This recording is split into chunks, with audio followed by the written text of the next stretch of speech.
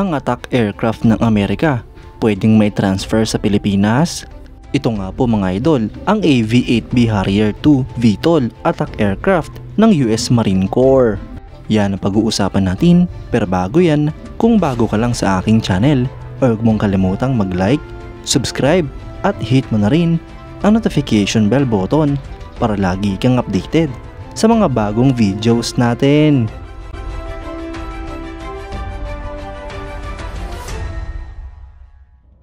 Ang US Marine Corps ay sisimulan ng iretiro ang kanilang mga AV-8B Harrier II VTOL attack aircraft sa taong 2026.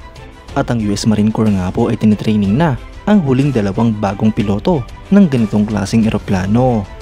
Ang paghahanda nga pong ito mga idol ay para sa pag-transition ng US Marine Corps para sa mga F-30B Lightning II VTOL capable fighter aircraft, kung saan nagsimula na nga po ito ilang taon nang nakalilipas.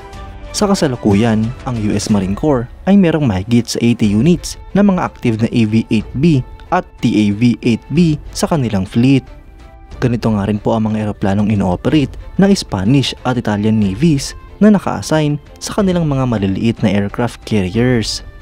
Dahil nga po sa vertical takeoff at landing capability ng eroplanong ito, ay capable nga po itong mag-operate sa hidden locations, ships at iba pang location na hindi kailangan ng prepared runway.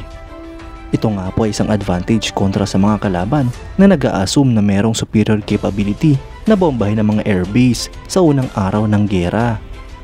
Mga idol, ang isa nga po sa dahilan kung bakit pinili ng Philippine Air Force ang Jas 39 Gripen ng Sweden ay dahil sa ability nito na mag-operate sa mga makeshift runways katulad ng straight roads na hindi nangangailangan ng mga maayos na runways.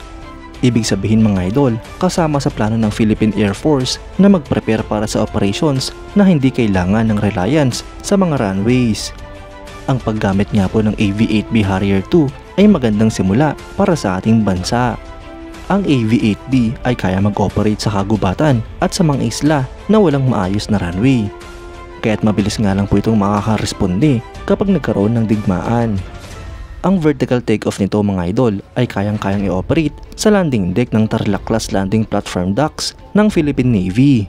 At kahit hindi nga po ito nagdadala ng mga anti-ship missiles, ay pwede naman itong magdala ng iba pang munitions tulad ng ginagamit ng FA-50 Block 20 fighting aircraft na mga PV-2 at JDAM na mga smart bombs. Ang mga kagamitan nga pong ito ay pwedeng gamitin upang atatakihin ang mga China's illegal bases sa West Philippine Sea. Habang AGM-65 Maverick naman ay may limited short-range anti-shipping role. Kaya't dahil nga po dito mga idol ay marami nga po nagsasabi na posibleng i-transfer sa Pilipinas ang mga eroplanong ito mula sa Amerika.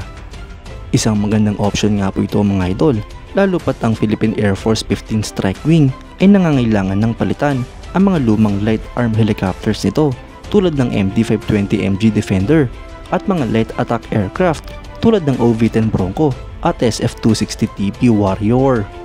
Tinitignan nga po ng Philippine Air Force na mapalitan ang mga air assets na ito ng mga eroplanong jet-powered na mga attack aircraft.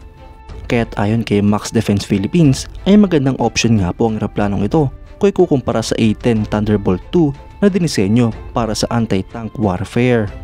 Mga idol, sa aking palagay ay magandang option din ang AV-8B Harrier II para sa ating bansa. Hindi nga po natin kailangang gumastos ng malaki upang makabili o mai-transfer ito sa Pilipinas. Magsisilbi lamang itong panimula mga idol ng ganitong klaseng capability bago bumili ang ating bansa ng mga branyong eroplano na kapareho nito. Dagdag asset nga rin po ito para sa Philippine Air Force lalo pat kailangan ng mga ganitong klaseng eroplano sa West Philippine Sea. Kayo mga idol, anong masasabi nyo? Comment down below for your thoughts and opinions. At yan nga lang po ang pag-uusapan natin ngayon mga idol. Maraming salamat sa panonood. Huwag nyo rin kalimutang mag-like at subscribe bilang suporta sa ating channel. Mabuhay kayo mga idol!